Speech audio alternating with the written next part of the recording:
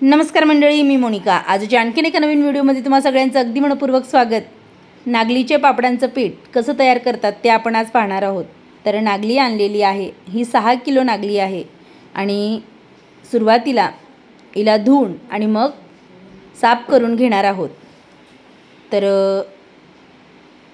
कचरा वगैरे आहे की नाही तो आधी आईने चेक केला. सुपामध्ये घेतलं आणि पाखडून घ्यावं की काय त्या पद्धतीनं विचार करून पूर्ण नागली जी आहे ती तगारीत टाकली. सुरुवातीला तिला धुवून घ्यायची आणि त्यानंतर मग जर काही खडे असतील तर ते खाली आपोआप राहतात. रेतीचे किंवा जाड खडे जर राहिले तर ते खाली आपण जर ओळचून काढली धुवून छान तर ते खालीच राहतात. म्हणून मग आधी छान अशी नागलीला 3 ते 4 पाण्याने धुतली आणि जेवढ्या वेळा तुम्ही नागलीला धुवाल तर त्याच्यातून तुम्हाला काळपट पाणी हे झालेलं दिसेल.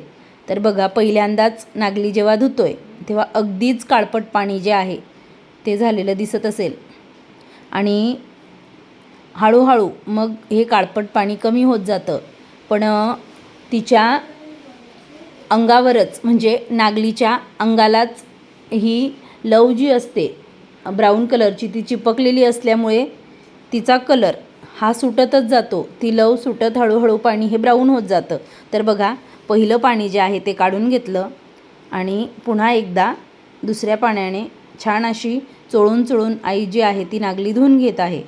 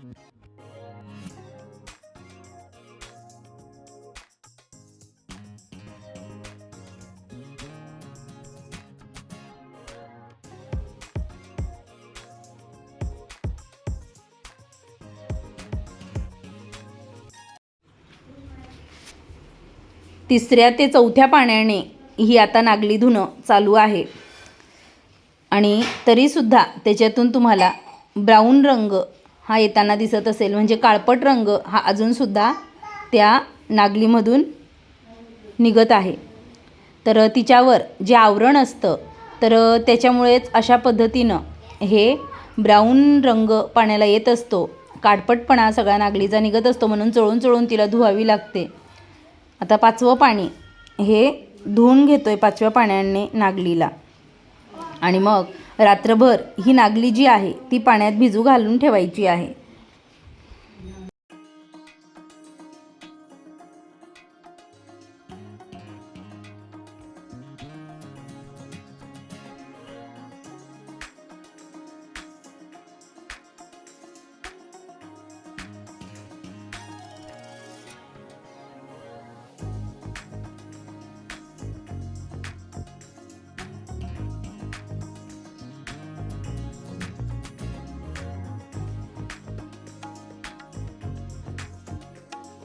नागलीचे पापडं आम्ही करणार आहोत.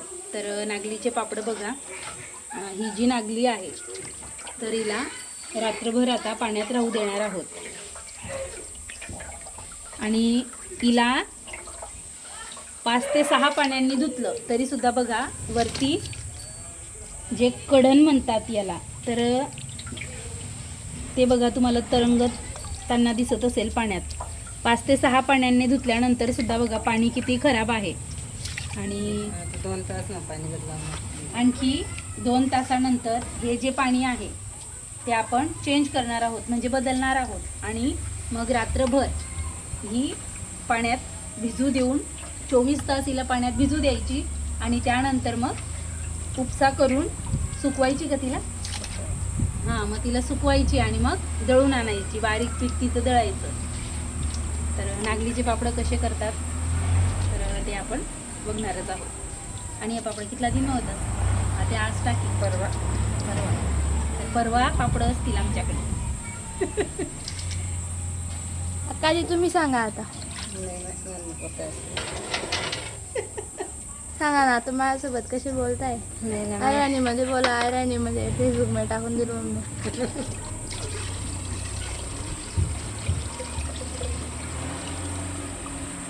देख ना कितलं निघस खरंच तिने मला वरीच रास होते त्याला आवरण रास का काय ते असं काय काय.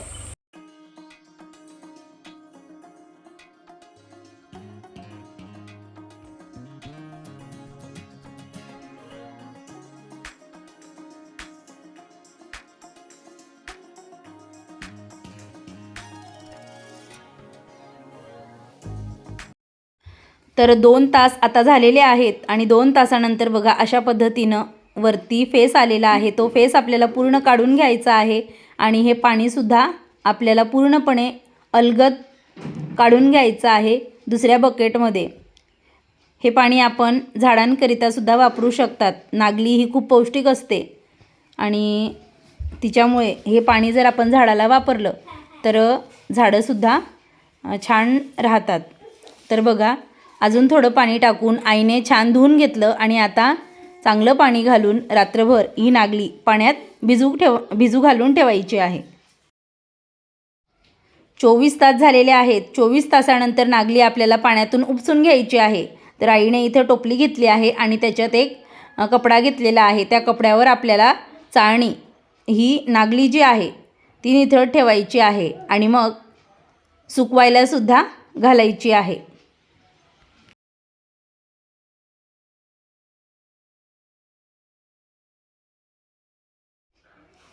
तर बघा मोठ्या साडीवर ही नागली आता पसरवून आपल्याला सुकून घ्यायची आहे. साधारणपणे आईने सकाळीच नागली उपसली आणि संध्याकाळच्या वेळेस ती चक्कीवर दळायला घेऊन गेली. आणि नागली दळताना एक काळजी घ्यायची की ती थंड लागायला हवी असं म्हणतात. तिचं पीठसुद्धा थंड पडायला हवं म्हणून ती अगदी पूर्णपणे कोरडी झाल्यावर दळायला घेऊन जायचं नाही. तर तिच्यात थोडंसं मॉइश्चर हे असायला हवं. आणि ह्या आजी यांची ही चक्की आहे. कुरडाया असोत किंवा ज्वारी बाजरीचे वडे असोत तर सगळ्या चक्क्या ज्या आहेत त्या त्यांच्याकडे आहेत आणि त्या सगळ्या वस्तू ज्या आहेत त्या करूनसुद्धा देतात म्हणजे दळून देतात. कुरडायांचे गहू सुद्धा आम्ही त्यांच्याचकडे दळतो. जे बाजरी ज्वारीचे वडे आहेत तर ते सुद्धा त्यांच्याचकडे दळतो. तर बघा व्यवस्थित असं पीठ जे आहे ते पडतं की नाही त्या आजी पाहत होत्यात. आणि इथं तुम्हाला गहू दिसत असतील डब्यामध्ये तर घास काढण्यासाठी त्या आजींनी सांगितलेलं होतं म्हणून मग आई ते घेऊन गेलेली. तर ही नागली पूर्ण दळून घेतल्यानंतर हे गहू जे आहेत त्याचा घास ह्या चक्कीत घातला जाईल. आणि सुरुवातीलासुद्धा 2 मुठा त्या आजीने हे गहू घातलेत आणि मग त्यावर नागली टाकलेली होती.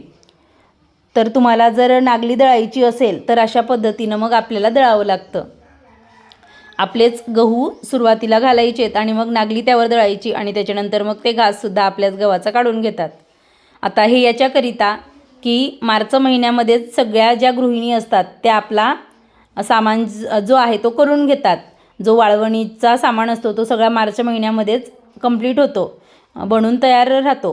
आता मे महिना चालू आहे आणि मे महिन्यामध्ये ह्या चक्कीवर नागली दळण्याचं प्रमाण हे खूप कमी असतं. त्यामुळे मग अशा पद्धतीनं आपल्याला घास जो आहे तो घरून घेऊन जावा लागतो. तर बघा हळूहळू त्या आजीने लावलेलं होतं कारण याचं पीठ जे आहे ते थंड पडायला हवं. अगदीच ते गरम होऊ नये याकरिता मग हळूहळू त्या आजीने नागली जी आहे ती लावलेली होती. आणि इथं बघा बायकी गप्पा ह्या चालू झालेल्या आहेत.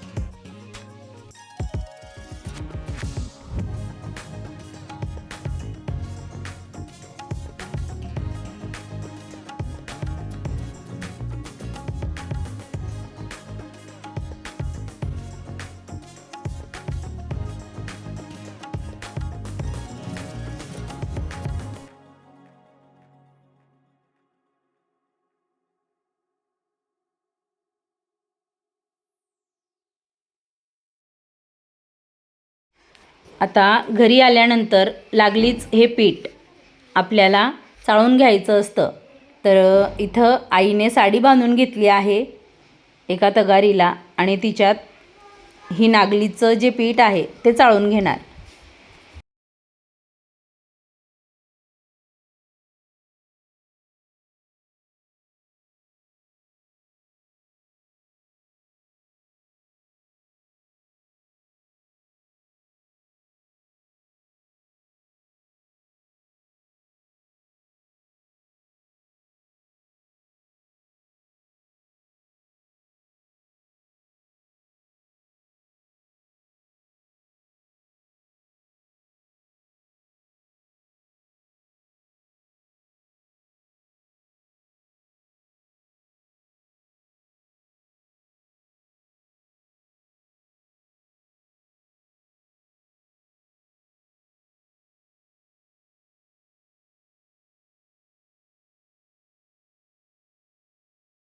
तर अशा पद्धतीनं खाली बारीक जे पीठ असतं नागलीचं तर ते पडतं आणि वरती हा जो तुम्हाला कोंडा दिसतोय तर त्याच्यातसुद्धा नागलीचा जाड रवा हा आहे आणि ह्या ज्या शेंगोळ्यासारख्या शेवसारखं तुम्हाला दिसतं आहे ना, तर नागली ही ओलसर असल्यामुळे अशा पद्धतीनं हे शेवसारखं त्याच्यात पडलेलं होतं.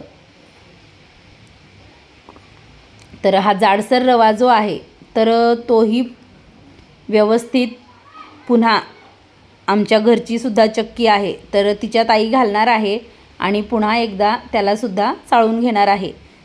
तर त्याचेसुद्धा पापडं हे वेगळे बनवले जातात आमच्याकडे, तर त्याला निगायांचे पापडं असे म्हटले जातात. आणि ह्या पिठामध्ये तांदळाचं पीठ हे मिक्स करून मग पापडं बनवले जातात आणि ते सुद्धा खूप छान येतात. तर बघा अशा पद्धतीनं पूर्ण पीठ हे आईने चाळून घेतलं.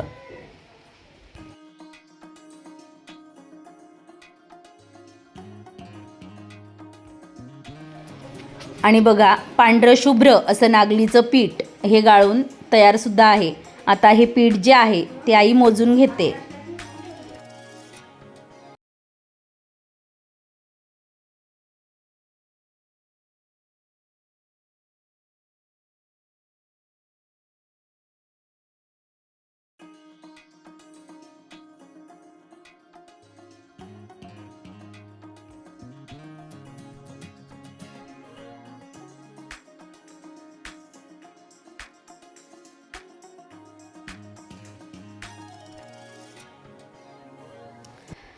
सगळं पीठ मोजून झालं आणि त्यानंतर जो कोंडा निघालेला होता नागलीचा रवा आणि कोंडा मिक्स होता तर तो बारीक रव्याची चाळणी येते तर तिच्याने चाळून घेतला आधी. आणि उरलेला जो कोंडा आहे तर आमच्याकडे गाय आणि बैल हे आहेत त्यामुळे मग तो सुद्धा काही वाया जात नाही, तर तो सुद्धा त्यांना कामाला येतो.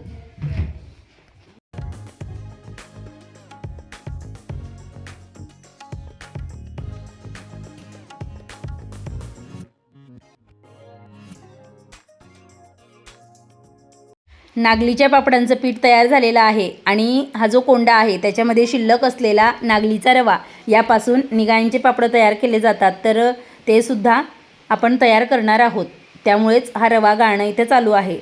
तर हे दोन्हीही पापड कसे करतात ते आपण पुढच्या व्हिडिओमध्ये पाहणार आहोत. पुन्हा भेटूयात आणखीन एका नवीन व्हिडिओ.